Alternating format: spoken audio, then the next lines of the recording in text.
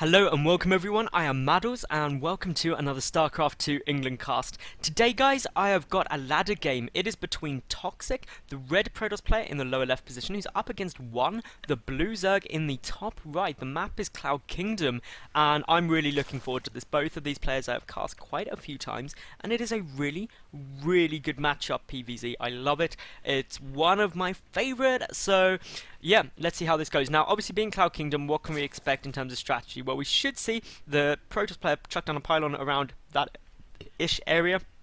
That will then resolve the wall off, and it'll either be a Forge first or a Nexus first. It depends on how confident ToXic's feeling. One, he should go for a 15 pull into a 16 hatch and then into a 4-minute third base. And yeah, sorry about the BM or bad language, which obviously probably don't want on my channel, but it's fine, it's all good, not my fault. Anyway, what can we expect after the third base? Well, ToXiC is all just going to be targeting this base. This base essentially will make or break the game for the Zerg player.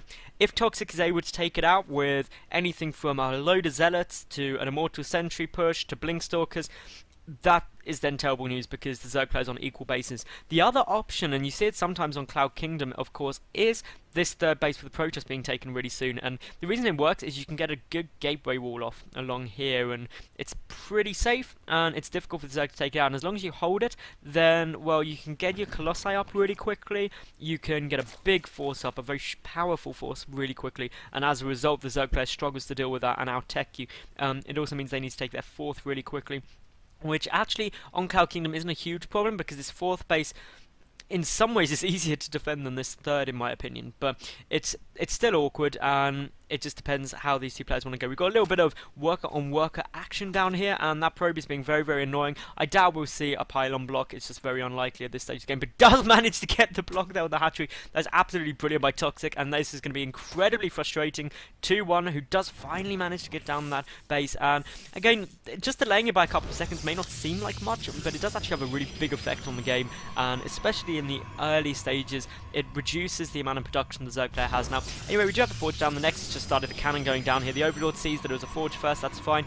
The important thing to note as a Zerg from seeing the Forge first is, well, what kind of strategy could come out from this, and really it's cannons at the third. Now Cloud Kingdom obviously no longer has the gap behind the minerals, so that is a bit of an advantage that you don't have to worry too much, but obviously cannons somewhere around here in this sort of area is still a possibility.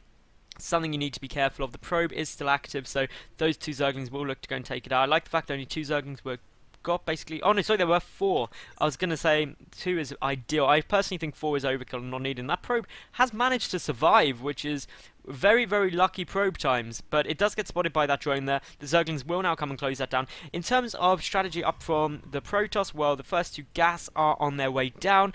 Gas for the Zerg, we won't see that till 40 to 50 supply, and that is all very normal. Of course, Zergling speed not really needed early on against Protoss. It doesn't really help massively, and really, even at the point you're getting roaches out, which is sort of anywhere between 6:30, you saw your roach one, and 7 minutes 30, you still don't need Zergling speed. The big gateway pushes that come off 2 bases, you can defend with slowlings and roaches really quite comfortably. You are really pigeonholed into being a bit more of a defensive player as Zerg in this matchup.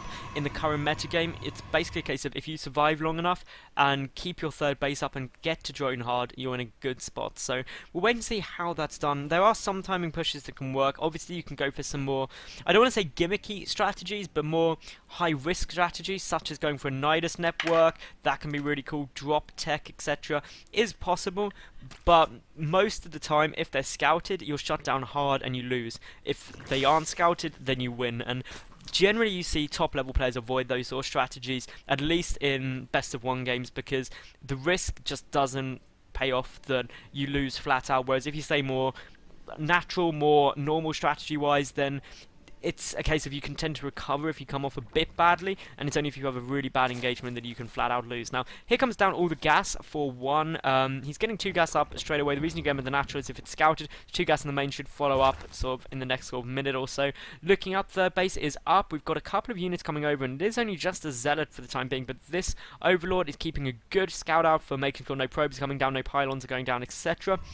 looking around the map. Obviously the third gas on its way out now for ToXiC, who's also getting up his robotics facility and an additional gateway, so you see some more gateways added on. If it goes up to 4, which it hasn't yet surprisingly, usually I was going to say if you see 4 gateways you tend to basically assume that it's going to be an immortal sentry push. But for the time being, no real giveaway. The Rotron and Evo Chamber coming down at the same time. They were started, 15 seconds ago, so just before the 7-minute mark. Good timings there. Obviously the Rotron helps you against the big gateway pushes. The Evolution Chamber basically allows you to get spore crawlers out should there be any airplay or potentially DTs. Now with some Zerglings do manage to get in because the Zealot wasn't there to complete the wall off, doesn't manage to get the surround on the Stalker, but the important thing these Zerglings are able to find out is what tech his opponent's going for. And as you can see, as soon as these Zerglings got in there and he saw that it was safe, a couple more drones started, knows that the push isn't coming yet, sees the exact number of gateways. That was literally a gift from ToXiC there for one, because he is completely aware and what's going on now. Here's 3 additional gateways coming in. Now takes up to 6 gate with the Robo, and obviously the Robo now getting out the War Prism. So the only downside to this is that, well, it could have been can't speak. It could have been an immortal sentry push, but obviously there's no sentries on the field, which was the only giveaway that it won't be. So it's going to be some War Prism play, and that can be very, very strong, especially on this map, because you can do some aggression here and come straight up to the main, and suddenly the Zerg player, even though this is a really small distance, it's a long run distance for those melee units to really get in there and the ground units to get back. So we'll wait and see how that goes. Meanwhile, we've got those sentries about to be picked up, and well, a sentry drop into the main could be very, very strong, especially if you start force fielding off the ramp. That is always very, very annoying, but it looks like, no, the War Prism just going to go and do some poking and harassment, and instead of third base coming down from ToXiC, so this is definitely starting to look like a lot more of a macro stance from ToXiC. But yet again, those Zerglings are going to be able to get in. This is a lot more this time with speed as well. They're going to take a lot lower damage. But where are they going? They're going straight for the third. Those sentries are not prepared. A complete surround goes down. One sentry falls before any force fields go. The second sentry goes down as well. The third one falls. The Stalker goes down as well. That wall off does get completed just in time though. But of course, a lot of damage being done there. It is really trying to pick it off very, very quickly. We've got a lot more Zerglings on their way across. And of course, that gateway is taking huge damage. Everything at the front there. Just the one cannon and the sentry trying to deal with this massive aggression. But of course, we still see more Zerglings coming around. This third base is almost certainly going to get shut down. The Immortal up on the high ground will help, but so many units getting cleaned up, and that was a good little engagement. Meanwhile though, we've got a warp in on its way down here, but as you can see already, so many drones there ready to try and start attacking those units as soon as they come out, trying to deal with it as quickly as possible. But of course, Zealots against drones, the Zealots always have a good engagement. They do have +1 as well, so their damage is going to be pretty high. Quite a few drones are going to go down here regardless of what you do, and a lot of those drones aren't actually attacking here. Another wave of warp-ins coming down. A lot of Zerglings are on their way over, are in production as well, but of course this is just doing big damage at the moment. The Queen does stay up, the War Prism gets taken out. That's the important thing, that prevents any more resupplies. For the moment though, the third base is up and secured for the Protoss. Now in terms of workers killed, 14 killed already. Will it get up to 15? It very well nearly could, but luckily all those drones pulled out in time.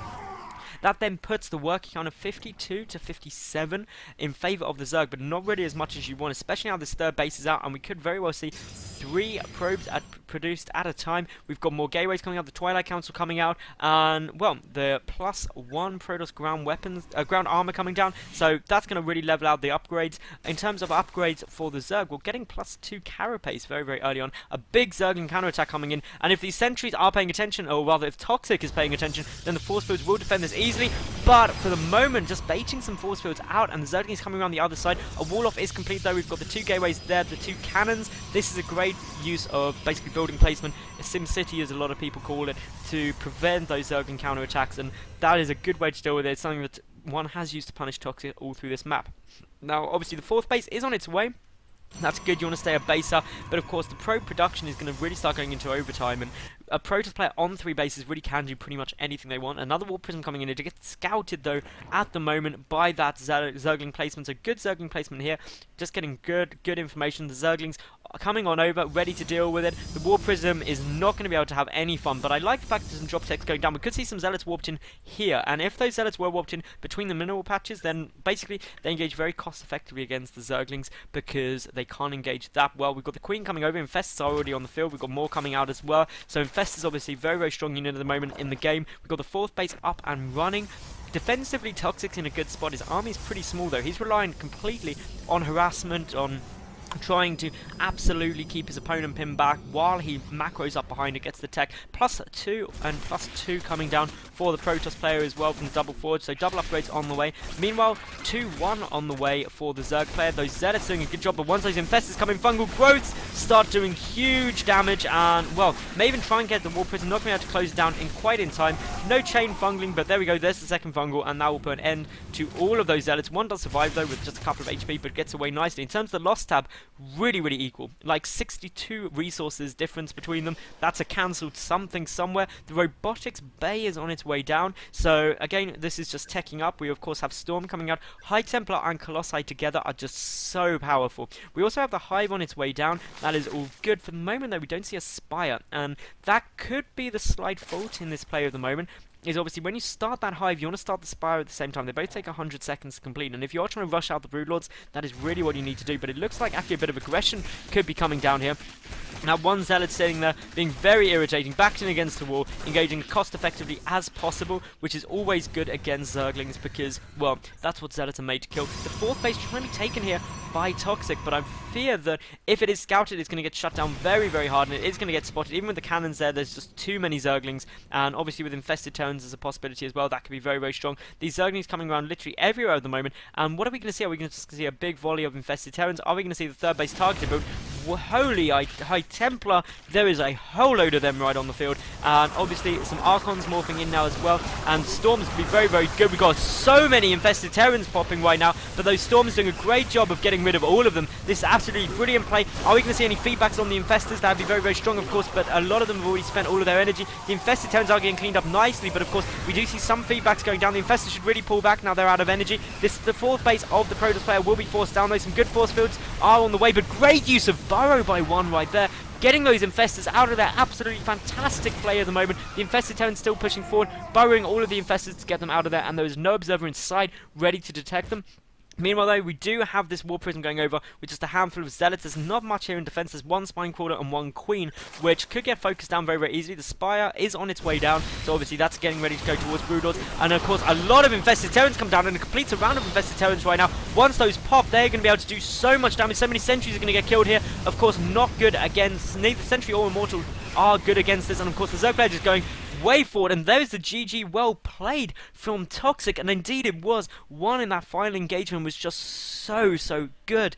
The burrowing under the force fields with the Infestors was just genius. The use of Infested Terrans was brilliant, and just generally it was great play. How do you combat that as a Protoss player? Get an Observer. Keep an Observer with your army, and that is really the only way you can deal with that. Now, anyway, guys, if you did enjoy, please subscribe, leave a cool comment, like the video, yada, and I will catch you tomorrow for yet another new cast. Thank you very much for watching, and bye for now.